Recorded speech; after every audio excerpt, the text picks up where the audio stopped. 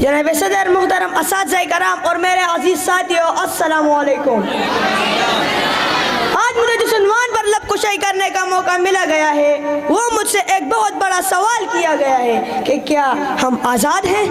جناب اعلیٰ، اس سوال کا جواب لکھنے کے لیے جب میں نے قلم اٹھایا تو میری نگاہوں کے سامنے حق کی بات کرنے پر موت کا تحفہ حاصل کرنے والے صحافی عزیز میمن کی لاش آئی تو پھر میرے دل میں ایک خیال آیا کہ ایسا ایک واقعہ تو ہر ملک، ہر وطن، ہر مٹی، ہر دیش اور ہر جگہ ہو جاتا ہے۔ تو پھر میرے خیالوں میں بچوں کے سامنے سڑک پر زیادتی کا نشانہ بننے والی ماں آئی جس نے میرے قلم کو یہ لکھنے پر مجبور ہی کر دیا کہ ہم آزاد نہیں، ہم ہوس کے قیدی ہیں۔ کہ اتنے میں اس بات نے میرے دل کو تسلی دی کہ دیکھو، آزاد ملک میں بیٹھ کر ناشکری جیسے الفاظ مت لکھنا۔ کہ اس بات نے میرے دل کو بہلایا ہی تھا کہ اے ٹی ایم مشین کے کیمرہ سے منہ چھڑانے والی ویڈیو میرے زمین کو جھنجھڑنے لگی کہ لکھ تو حق لکھ۔ جب صلاح الدین اپنی پوری قوم سے منہ چھڑا کر کہہ رہا ہے کہ جان کی امان پاؤں، ایک بات کہوں کہ جہاں ذہنی توازن ٹھیک نہ ہونے والے شخص کو بے دردی سے مارا جائے وہاں کوئی آزاد نہیں۔ آج میں مارا گیا ہوں، کل کوئی اور مارا جائے گا۔ انصاف کا تو سوچنا ہی نہیں، بس مذمت سے کام چلایا جائے گا، بس مذمت سے کام چلایا جائے گا۔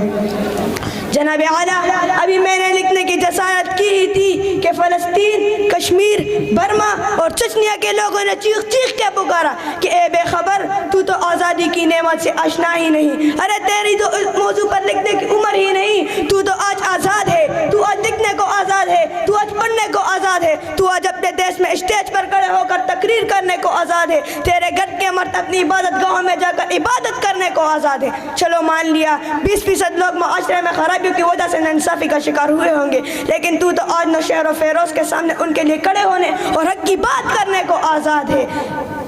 اگر آج تم نے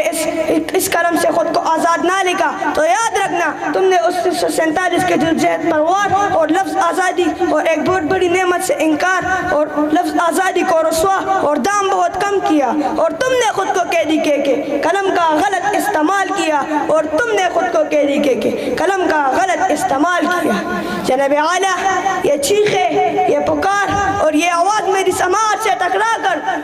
میرا ہاتھ کانپنے لگا اور قلم نیچے گر گیا اور میں نے اس موضوع پر لکھنے سے انکار کر دیا، اور بالآخر میں اس انجام پر پہنچا کہ میں اس حال میں بیٹھے ہر ایک فرد کو دو پہلو بتا کر فیصلہ آپ پر چھوڑتا ہوں۔ لیکن فیصلہ کرنے سے پہلے یہ بھی یاد رکھیے گا کہ ہم ابن رشدی ہی نہیں، کہ ہم جابر بھی، ہم گندی بھی، ہم ابن خلدون طبری بھی، ہم ابن سینا، ابن ہشام البیرونی توسی بھی، ہم شاعری میں شیرازی ہیں، ہم خیال میں شاپوری کے، ہم رومی کے مثنوی ہیں، ہم ذوق بنے تو بلے شاہ، ہم ذات بنے تو وارث شاہ۔ والسلام۔